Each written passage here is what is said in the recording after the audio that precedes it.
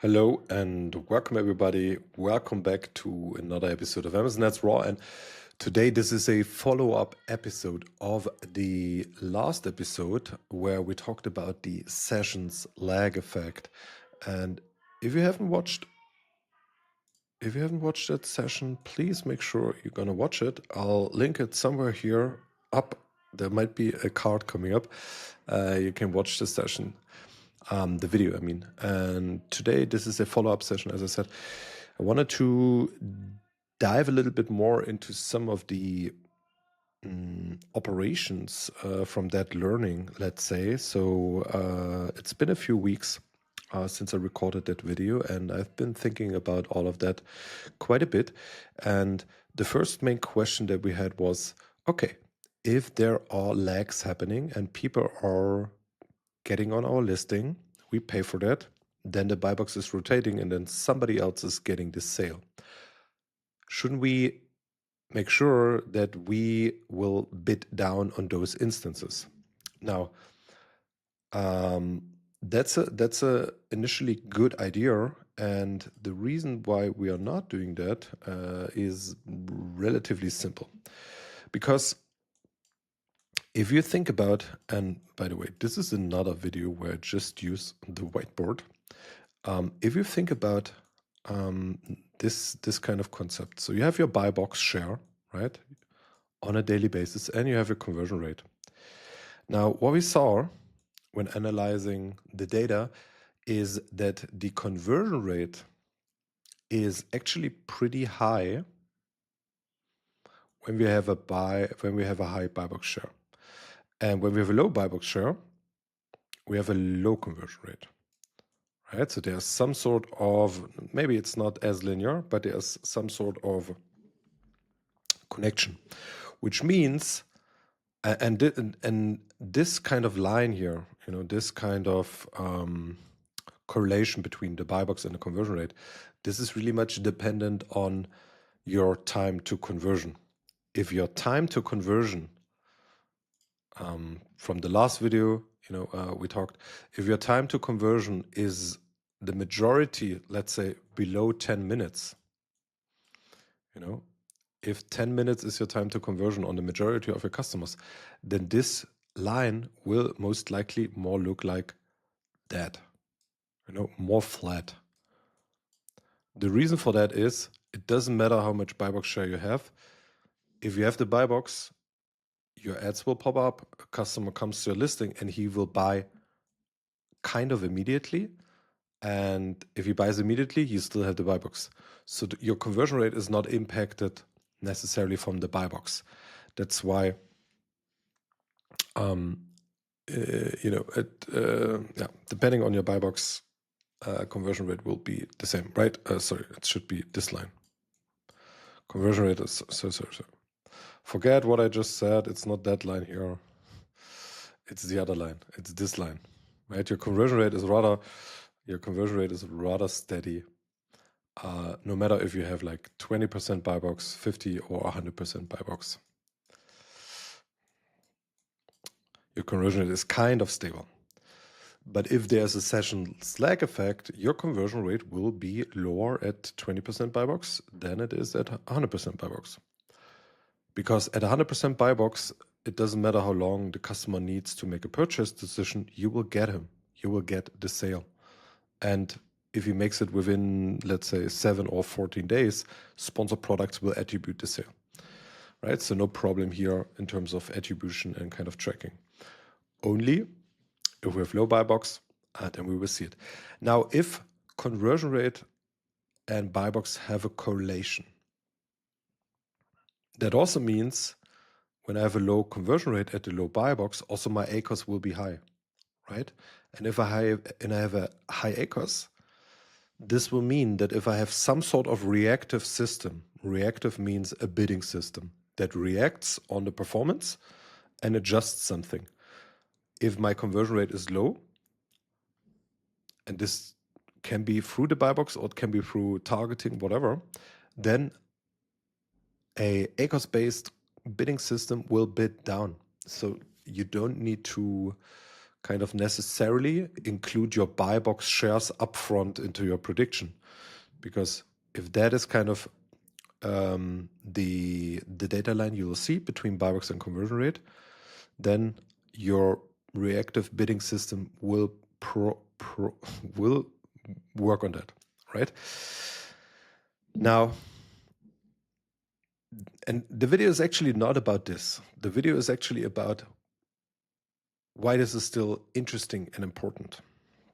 Because when we look at data and we look at, and let me do another slide here, and we look at different products. You have product A, it has a conversion rate of 10%. Right? Let's say this is the conversion rate, and this is product A.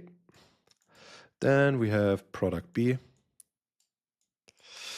and this has maybe 15% conversion rate. And then we have product C that has, I don't know, where can I change the color? I don't know how to change the color in Canva. Let's do this here. Product C, and this is 20% conversion rate.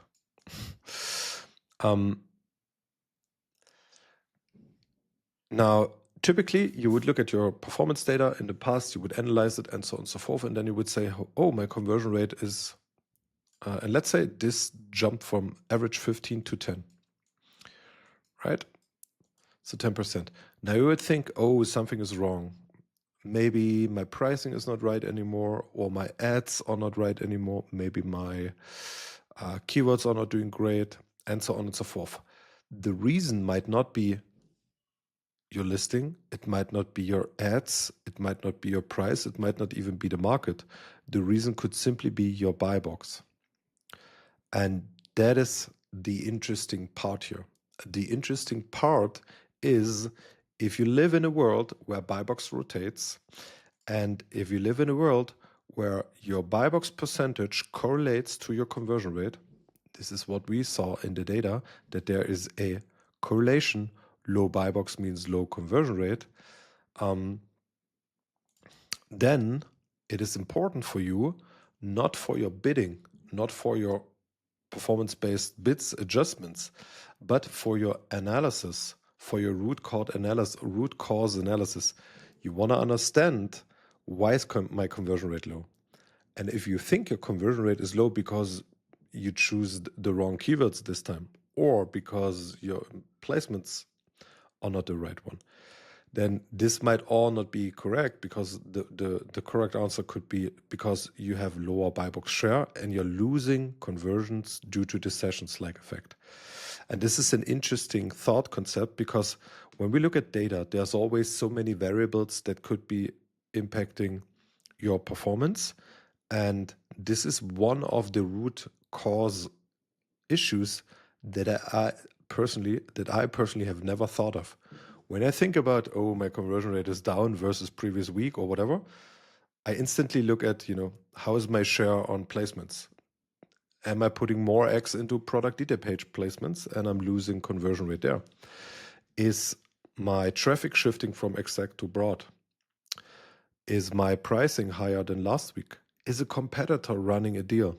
These are the things that typically go through my mind when I see conversion rate is going down. But if you're a reseller, maybe none of these is the reason. Maybe the simple reason is you've lost some buy box share. Now your listing is in this sessions lag effect area. So it can have this, let's say, issue. And that's the simple reason why your conversion rate is down. It will not be as drastic as you see it here. So if your product usually has 15, it will not be 10%. It depends. The effect, the actual kind of drawback in conversion rate depends, obviously. It depends on the time to conversion. This is a very important factor. Time to conversion. Very important. Check it out in the AMC.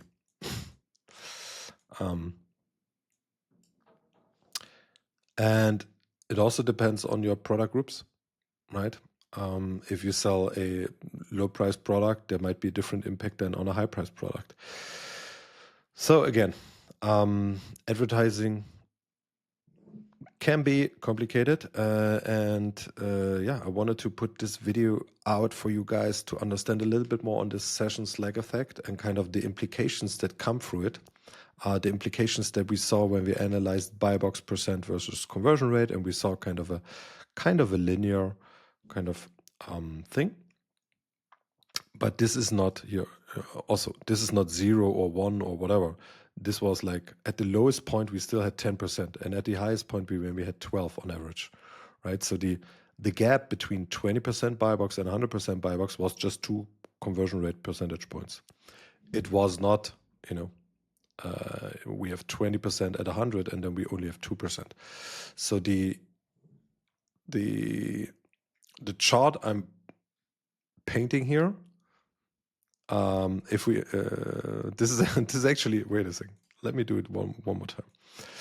So to make it, if we do buy box here, and this is 100% buy box, and this is 20% buy box, then I would need to do some sort of similar scaling for conversion rate, right? So this is maybe 2, and this is maybe 20.